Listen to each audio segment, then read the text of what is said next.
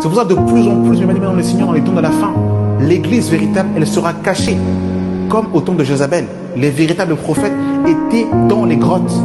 C'est pour ça ceux qui partiront à l'enlèvement de l'église, ce sera ceux qui seront dans les coulisses et qui seront en train de se préparer pour le grand retour du Maître. C'est pour ça que Jésus veut te sanctifier. Laisse Jésus te laver par les eaux de sa parole. Que le Père des Esprits soit glorifié pour cette nouvelle audio. Nous lui rendons honneur et grâce. Merci mes bien-aimés dans le Seigneur pour le soutien que vous m'apportez, pour votre présence dans les vidéos qui sont partagées, pour vos commentaires que je lis toujours avec attention, même si j'ai pas toujours le temps de répondre. Pour ceux qui suivent la vidéo, je pense que vous savez que je suis devenu papa pour la 3e fois et jonglais entre la vie familiale, la vie professionnelle, l'assemblée, répondre aux commentaires. Des fois, il peut y avoir un espace-temps, c'est pas que je ne lis pas, je prends le temps de répondre, mais il est vrai que je dois structurer pas mal de choses et aussi prendre le temps de vous répondre. En tout cas, je m'efforce de répondre à vos commentaires. J'aimerais, mes bien-aimés dans le Seigneur, nous parler d'un sujet sur la religiosité. Ça va être un peu la continuité du message que le Seigneur nous a partagé dimanche, où nous avons parlé, mes bien-aimés dans le Seigneur, de l'apparence de la piété religieuse. Et j'aimerais, mes bien-aimés dans le Seigneur, parler de ce sujet. Alors, la religiosité, mes bien-aimés dans le Seigneur, est un fléau qui touche beaucoup de chrétiens, qui est malheureusement bel et bien présent dans nos assemblées, dans nos églises, mes bien-aimés dans le Seigneur, et qui fait beaucoup de dégâts. La religiosité, mes bien-aimés dans le Seigneur, eh bien, c'est l'application de l'écriture, c'est même l'enseignement de l'écriture qui est prodigué, mais c'est l'absence de la vie, l'absence de l'esprit, et c'est le joug des hommes, mes bien-aimés dans le Seigneur, qui est posé. Si je pourrais donner une définition de la religiosité. Un religieux, mes bien-aimés dans le Seigneur, a une apparence de la piété. Un religieux, mes bien-aimés dans le Seigneur, a une vie spirituelle. Il peut jeûner, il peut prier, il peut aller au temple. Comprenez mon langage quand je parle aller au temple. Je parle un peu à l'occurrence des pharisiens. Il peut même enseigner la parole de Dieu tout en n'ayant pas la vie de Dieu en lui. Et ça, c'est vraiment très compliqué, mes bien-aimés dans le Seigneur, parce que on en rencontre tellement dans nos assemblées, mais surtout, nous-mêmes, nous pouvons parfois être religieux.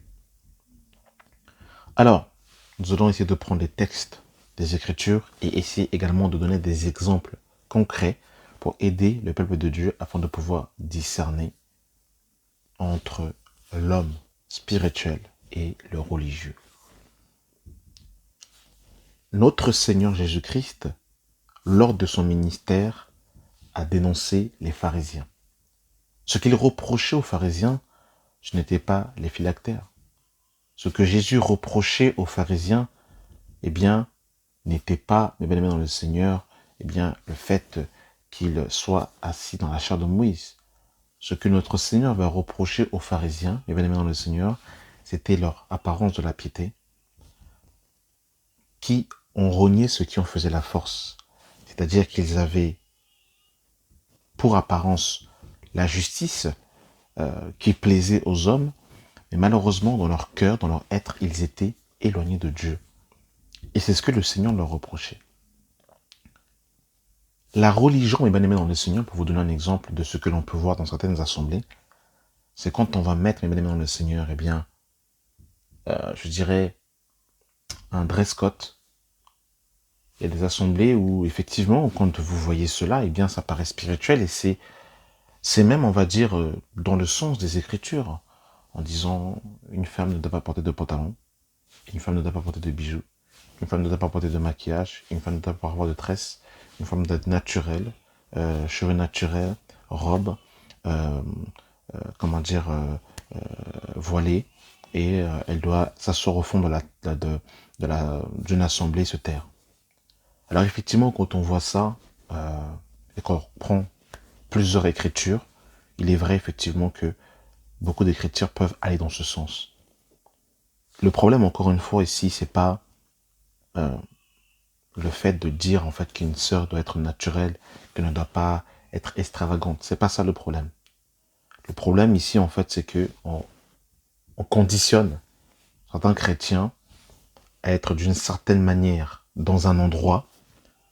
On conditionne certains chrétiens, eh bien, à s'habiller d'une certaine manière parce qu'on est dans un endroit et inconsciemment, des fois, on ne se rend pas compte parce qu'on est dans un endroit et du coup, en fait, les personnes qui sont accoutumées à fréquenter ces endroits où on leur dit ne mettez pas de pantalon, ne mettez pas de mèche, gardez vos cheveux naturels. En fait, ce sont des règles, des préceptes d'hommes. Pourquoi est-ce que j'ai dit cela? La parole de Dieu doit rester la parole de Dieu. On ne peut pas s'accaparer la parole de Dieu et Dieu n'a pas besoin de notre aide pour changer les gens.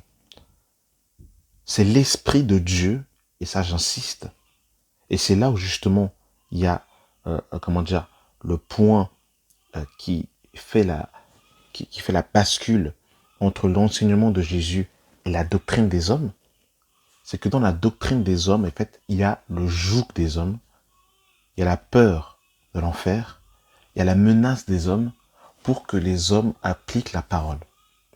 La parole de Dieu est assez puissante pour changer quelqu'un, pour transformer quelqu'un. L'Esprit de Dieu est assez puissant pour parler au cœur le plus endurci. Quand la puissance de Dieu n'est pas présente, quand je parle de puissance de Dieu, c'est-à-dire en fait que un enseignement qui percute une personne, la personne elle-même, sans que quelqu'un lui ait dit de faire quelque chose, la personne elle-même change de tenue vestimentaire, la personne elle-même change sa manière de penser, sa manière de parler, parce que la parole a transformé son cœur. Là, mes bien-aimés dans le Seigneur, nous avons affaire à la parole de Dieu. Mais lorsque je dis à une sœur, toi qui viens, ne mets plus de pantalon, ne enlève tes mèches, enlève tes bougies, tes bijoux, enlève le maquillage, habille-toi de telle manière, mes amis, ça met les gens dans une boîte, ça met les gens dans une hypocrisie. Alors surtout les personnes qui sont mal affirmées et qui viennent d'arriver dans le Seigneur, effectivement quand elles vont voir cela, et quand elles vont voir en fait toutes les restrictions qui ont été dites, comme c'est écrit, elles vont le faire. Et encore une fois, nous prêchons la décence, nous prêchons la modestie, nous prêchons la simplicité. Ce sont des messages que nous prêchons. Par contre, il y a une chose qui est sûre, c'est que c'est l'Esprit de Dieu qui change les hommes. Ce n'est pas l'esprit de Nicolaïte, ce n'est pas le joug des hommes, ce n'est pas la peur des hommes. Et ça, justement, c'est ça qui fait que les gens, en fait, ne changent pas, que les gens, eh bien, ont une double personnalité et ont plusieurs tenues vestimentaires. Parce que ce n'est pas l'esprit qui les a convaincus, c'est le joug des hommes. Et beaucoup des fois, par suivisme, en fait, vont se rendre conformes à un endroit. Il y a beaucoup de sœurs qui n'ont pas la conviction par rapport au voile. Mais comme elles vont dans un endroit et qu'elles voient que beaucoup de sœurs ont le voile, elles vont dire, bon, si je ne mets pas le voile, je vais être mal vu, donc je mets le voile. Mais ça, c'est pas la conviction de l'esprit. Ça, mes bien-aimés dans le Seigneur, c'est l'apparat. C'est pour en fait se rendre conforme à un endroit, se rendre conforme à un lieu. Mais on n'a rien compris. Et ceux qui mettent le voile parce que d'autres sœurs mettent le voile, bah, qu'est-ce qui se passe? Il n'y a pas le fruit qui doit découler du voile. Parce que le fruit qui doit découler du voile, c'est quoi? Eh bien, c'est la soumission, c'est la sobriété, c'est la décence. Mais c'est un fruit qui vient du cœur avant tout. Or, beaucoup de sœurs mettent le voile parce que, eh bien, elles sont dans des endroits où beaucoup de sœurs mettent le voile. Et parmi nous, mes bien-aimés dans le Seigneur, je vous dis la vérité, ça peut choquer. Vaut mieux une sœur qui vient au milieu de nous, qui n'a peut-être pas le voile, qui ne met pas le voile tout de suite, et qui va mettre le voile parce que l'esprit a convaincu son cœur. Et c'est ça le problème, en fait, de la religion et des religieux. C'est que les religieux imposent la parole avec la force de la chair. Et ce n'est pas l'esprit qui touche le cœur des gens. C'est ça le problème, mes bien-aimés dans le Seigneur. C'est pour ça qu'on se retrouve avec beaucoup de faux semblants, beaucoup d'hypocrisie, beaucoup de mascarades, beaucoup de mensonges. Parce que c'est le joug des hommes. Et je reviens sur cet exemple. Donc du coup, cette sœur qui vient d'arriver dans le Seigneur. Et vous savez, j'en ai connu. On en a connu. Je pense que même vous qui écoutez cet audio, je pense que vous avez vu beaucoup de sœurs comme ça, qui, effectivement, avaient un dress code, mais vraiment très sanctifié, très sobre. Et quand vous revoyez ces personnes, 3 ans, 4 ans après, ces personnes qui avaient totalement balancé le make-up, qui avaient complètement, enlevé les bijoux, les artifices, etc., vous les retrouvez 3 ans, 4 ans après, totalement transformées. Mais pas dans le bon sens. C'est-à-dire que elles sont passées d'un extrême à un autre. Elles sont passées du côté décent au côté mais indécent, mais limite, c'est même pas limite, séducteur, provocateur. On en a tous connu. Combien de sœurs je n'ai pas vues dénoncer le maquillage, dénoncer les bijoux, dénoncer les faux cheveux, dénoncer les jeans. Et vous savez, quand on est frustré ou quand on n'a pas compris un message par l'esprit, on va prêcher avec haine, on va prêcher avec peur, on va prêcher avec pression. Il n'y a pas la miséricorde, il n'y a pas la patience, il n'y a pas l'amour quand on prêche en fait. Parce que c'est la religion, c'est le joug des hommes. En fait, le joug qu'on nous a mis sur la tête, c'est le même qu'on met sur les épaules des autres. Et bien aimé dans le Seigneur. Les gens qui prêchent par religion, le fruit qui en découle, c'est quoi? La peur, la pression, l'angoisse, la menace et le joug. C'est-à-dire en fait que vous devez appliquer là, tout de suite, à la minute, là. Or que si on est sincère avec nous-mêmes, si on est sincère avec Dieu, il y a des choses que Dieu nous a enseignées qu'on n'a pas compris tout de suite. Il y a des choses où Dieu nous a travaillé avec le temps, qu'on a compris sur le long terme. Et Dieu a été patient avec nous. Dieu nous a éclairé sur certaines choses, et Dieu continue à nous éclairer, et Dieu continuera encore à nous éclairer dans le passé. Et quand on comprend que il m'a fallu peut-être 3 ans pour comprendre un sujet que aujourd'hui je connais peut-être par rapport à la divinité. Il y en a un qui vient d'arriver et ne connaît pas tout de suite. Je ne peux pas lui imposer de comprendre là tout de suite, alors que moi, il m'a fallu 3 ans pour le comprendre. Et la religion, c'est quoi? C'est le manque de miséricorde, le manque de patience et le manque d'amour et la brutalité. C'est ça le problème de la religion. Et c'est pour ça que les religieux, mes bien-aimés dans le Seigneur, il y a quelque chose qui ne peut pas se manifester, c'est la chaleur de l'amour. Il n'y a pas d'amour dans la religion. C'est le jugement actif. On est prêt à attendre qu'un frère ou une sœur fait une erreur pour lui tirer dessus, pour l'enterrer vivant et lui dire rip, repose en paix. Comme les pharisiens. En fait, c'est cet élan qui est prêt à juger. Vous savez, les religieux, en fait, épient les hommes spirituels. Regardez les pharisiens. Ils épiaient tous les faits et gestes du Seigneur pour chercher la faille. C'est ça le religieux. Le religieux, il connaît l'écriture. Il va te regarder pour voir si tu appliques l'écriture, et si tu as le malheur de ne pas appliquer l'écriture, il va te balancer tous les versets bibliques. Mais lui-même, dans sa propre vie, ne met pas en pratique toute la parole. C'est ça qui est terrible avec le religieux et qui était terrible avec les pharisiens. Dès que Jésus faisait un miracle, c'était les premiers à regarder. Dès que Jésus enseignait, c'était les premiers à écouter pour chercher la faille. Ce sont des religieux.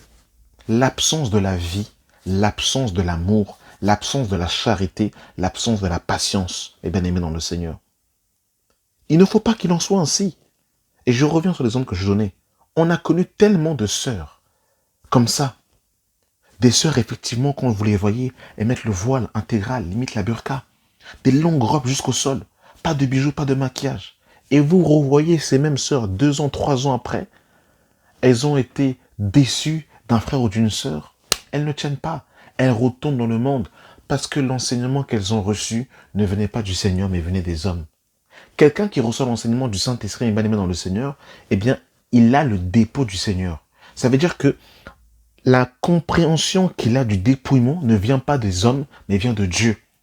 Ça veut dire qu'une sœur qui a compris le dépouillement, une sœur qui a compris la simplicité, la sobriété et la soumission selon Dieu et non selon les hommes, Mais bien aimé dans le Seigneur, c'est un dépôt qu'elle a du Saint-Esprit, pas un dépôt qu'elle a des hommes. C'est-à-dire que c'est un fruit qui va sur la continuité, qui va sur la longueur et qui n'est pas superficiel, qui n'est pas temporaire, qui n'est pas basé sur un lieu. Combien de sœurs, je vous assure, on n'a pas connu? Pas de réseaux sociaux. Oh non, c'est du diable. Moi, je ne suis pas sur WhatsApp. Moi, je ne suis pas sur Instagram.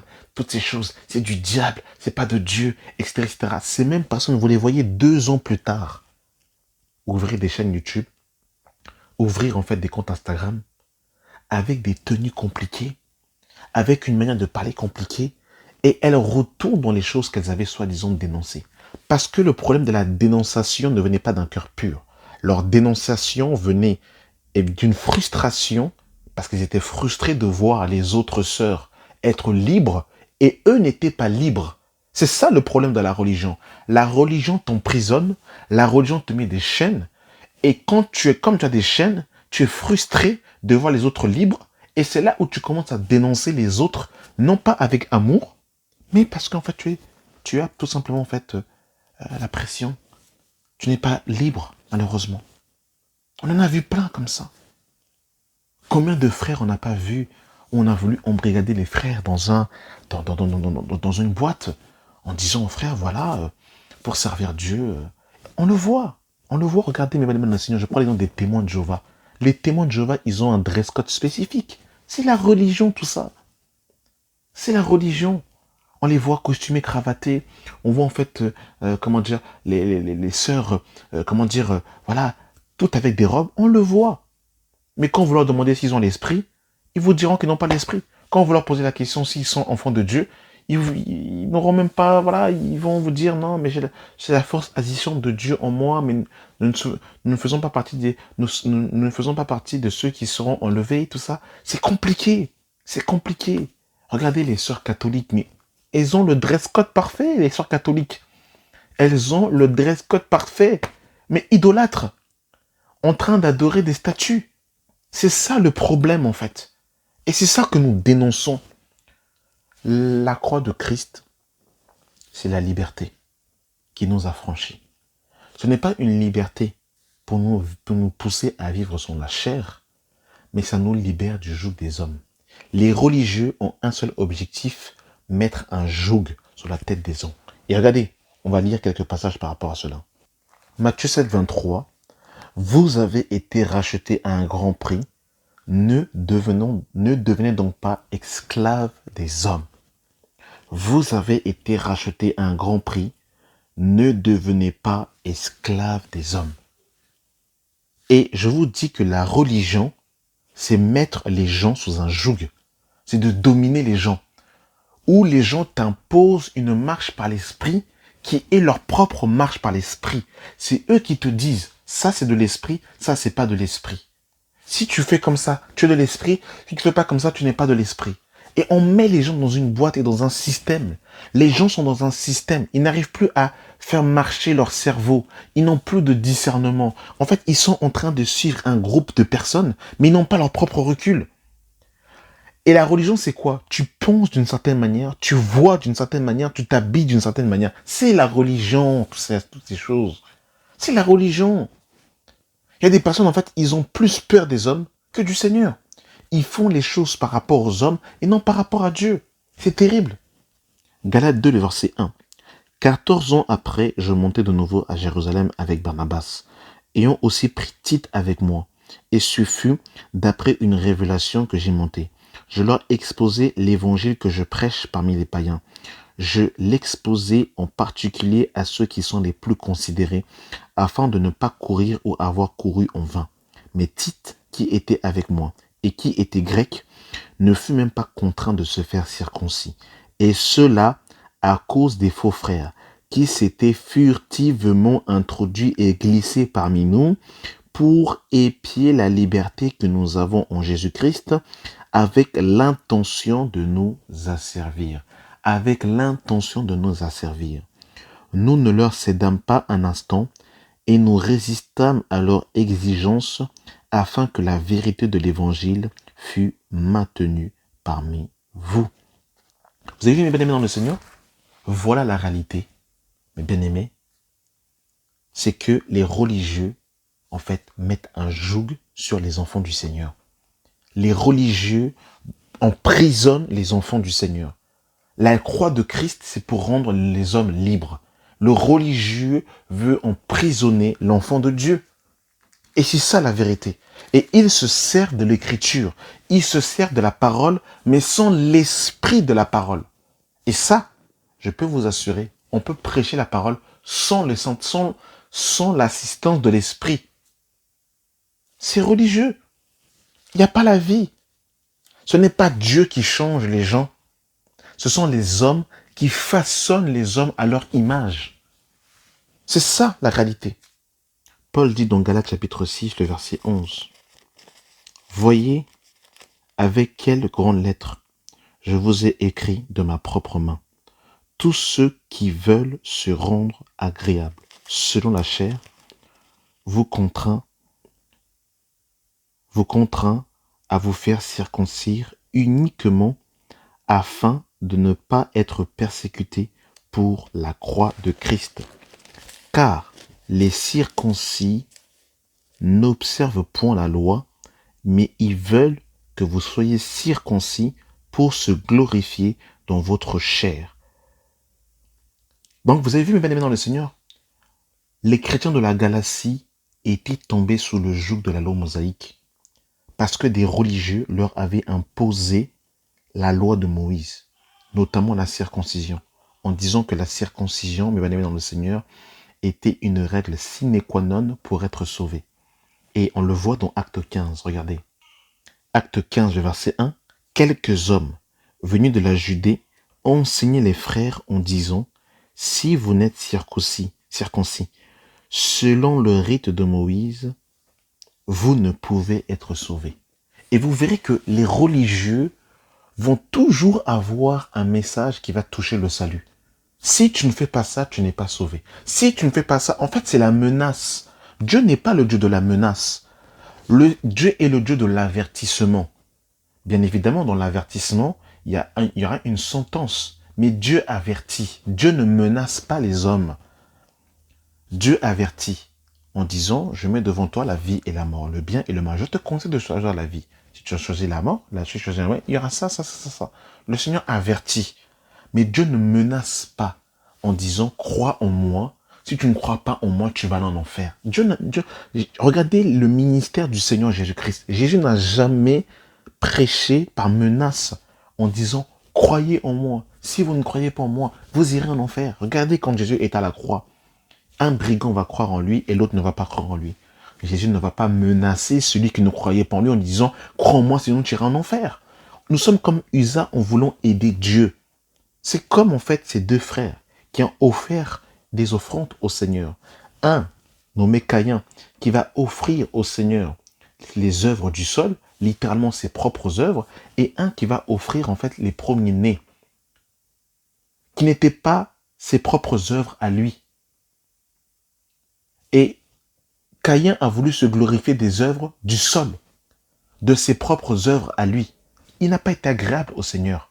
Le religieux, c'est comme Caïn, qui offre, eh bien, une action de grâce au Seigneur, mais les œuvres de sa main. Il se glorifie de ses propres œuvres. Il n'est pas dans le repos, il n'est pas dans la grâce. Abel, c'est celui qui est dans le repos, c'est celui qui est dans la grâce. Et c'est celui qui est dans les œuvres que Dieu a préparées d'avance. Parce que dans la vérité, Abel n'a rien fait pour que, eh bien, les premiers-nés viennent au monde. En fait, les premiers-nés sont venus par la nature du Seigneur lui-même. Et il a offert, eh bien, dans le Seigneur, quelque chose qui ne venait pas directement de ses mains, qui ne venait pas du sol. C'était une œuvre qu'il a fait par la foi, contrairement à Caïn qui a fait une œuvre de ses propres mains. Et il en a voulu se glorifier. Le religieux, c'est comme ça. Le glorifie se glorifie quand il ne fait pas des choses. Rappelez-vous de ces deux personnes, de ces deux personnages qui vont aller prier. Un qui disait, moi je ne suis pas comme lui, je ne fais pas ci, je ne fais pas ça, je ne fais pas ci et je ne fais pas ça. Et l'autre qui n'osait même pas lever les yeux au ciel et qui se frappait la poitrine en disant, Seigneur, aie pitié de moi qui suis un pauvre pécheur. Et bien c'est celui-ci qui a été justifié devant Dieu plutôt que l'autre qui se glorifie de ses propres œuvres. C'est ça le problème du religieux. Le religieux prend les gens de haut. Le religieux pointe les gens du doigt. Toi, tu fais ça. Moi, je fais ça. Toi, tu ne fais pas ça. Toi, tu es comme ça. Moi, je fais ça. C'est le moi. C'est l'ego. C'est l'apparence de la piété. Mais ce sont des gens méchants dans le cœur. Des gens jaloux.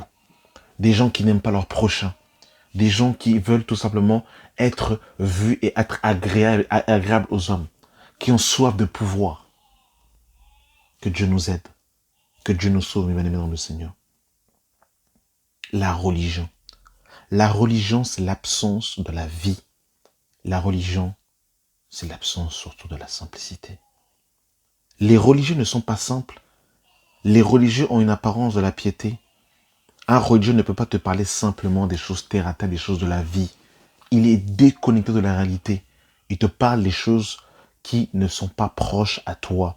Notre Dieu, qui est le Dieu de la vie, a quitté l'invisible pour venir dans le visible, pour s'approcher des hommes. Et il peut compatir sur ce que nous vivons parce qu'il a vécu lui-même dans un corps de chair. C'est ça la vie, c'est ça la miséricorde, c'est ça l'amour. Le religieux, il est sur son trône et il te juge de loin. Il ne sait pas ce que tu vis, il ne sait pas ce que tu traverses. Il te balance des versets bibliques de loin et c'est tout, sans miséricorde, sans amour. Que Dieu nous sauve d'un tel cœur. Que Dieu nous sauve de tels comportements, de telles attitudes. Le religieux, mes bien-aimés, n'a pas de miséricorde pour le païen.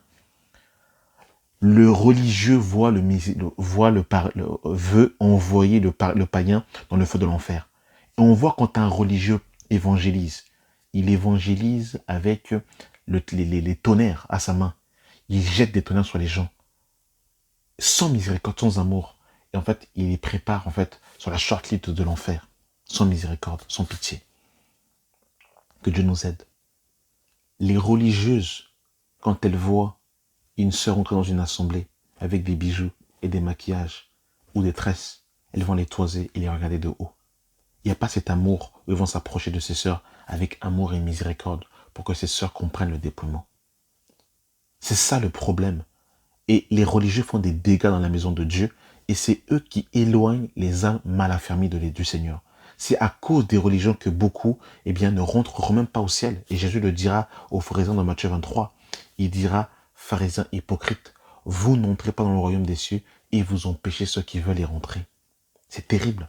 Le religieux ne peut pas s'approcher avec simplicité du païen, lui parler des choses terre à terre, pour s'approcher de lui afin que ce dernier puisse comprendre les choses de l'évangile. Le religieux ne peut pas parler de quelque chose de la vie du quotidien. Le religieux, ne parle que soi-disant et se croit spirituel, mais il est charnel. Et je terminerai par un dernier passage, mais il va les mettre dans le Seigneur, dans Colossiens 2. J'aime beaucoup ce passage parce que je trouve qu'il est tellement significatif et révélateur des religieux, mes bien-aimés dans le Seigneur, qui mettent des jougs pesants sur les gens, qui ont une apparence de la piété, qui jeûnent, qui prient, qui prêchent, qui exhortent, qui évangélisent. Et Jésus le dira aux pharisiens, vous faites des prosélytes, vous parcourez le ciel et mer pour faire des prosélytes, et une fois que vous en avez fait, vous en faites un fils de la géhenne 2 fois pire qu'eux. Donc ils évangélisent, mais une fois qu'ils ont évangélisé quelqu'un, la personne est encore pire que quand elle était païenne. C'est grave. Colossiens 2, le verset 16. Que personne donc ne vous juge au sujet du manger ou du boire, au sujet d'une fête ou d'une lune ou des sabbats. C'était l'ombre des choses à venir, mais le corps est en Christ.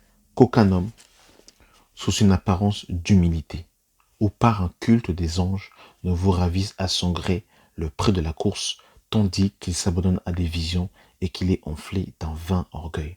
Vous savez, les religieux, eux, c'est toujours eux qui ont les premières visions, les premiers songes. Ils sont en connaissance 5G avec Dieu. Et vous avez l'impression que Dieu ne vous connaît pas. Quand vous écoutez les religieux, eux, Dieu leur parle en avance. Eux, Dieu leur dit tout. Ils sont les enfants chéris, les enfants élus. Et bizarrement, quand des fois ils parlent, vous dites, c'est bizarre, Dieu m'a rien dit. Et bizarrement, Dieu ne parle jamais sur leur vie à eux. C'est terrible. tandis qu'ils s'abandonnent à des visions et qui sont enflés d'un vain orgueil, par des pensées charnelles. Ils sont charnels. Les religions sont charnelles, sans s'attacher au chef, dont tout le corps est assisté et solidement assemblé par des jointures et des liens tirent l'accroissement que Dieu donne. Verset 20. Si donc vous êtes morts avec Christ au rudiment du monde, pourquoi, comme si vous vivez dans le monde, vous impose-t-on ces préceptes? Ne prends pas, ne goûte pas, ne touche pas. Préceptes qui tous périssent par l'usage et qui ne sont fondés que sur les ordonnances et les doctrines des hommes. C'était ce que nous disions. La parole de Dieu doit rester la parole de Dieu. Dieu n'a pas besoin de l'aide d'un homme pour changer quelqu'un. La parole de Dieu est assez puissante pour changer quelqu'un. Si on commence à bricoler la parole de Dieu pour que les gens changent, on commence à mettre le joug et la pression humaine, ça ne devient plus la parole de Dieu, ça devient la parole des hommes. Ils ont à la vérité une apparence de sagesse, en ce qui indique un culte volontaire de l'humilité et le mépris du corps, mais ils sont sans aucun mérite et contribuent à la satisfaction de la chair. Et c'est pour ça, mes bien-aimés dans le Seigneur, qu'il y a des gens qui ne changent pas.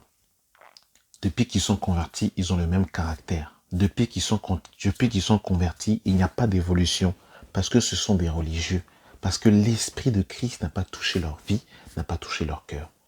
Que Dieu nous aide, mes bien-aimés dans le Seigneur, que Dieu nous sauve. Amen. Merci d'avoir pris le temps d'écouter cet audio. Que Dieu nous garde de la religiosité et du joug des hommes. La grâce et la paix soient sur vous. Amen.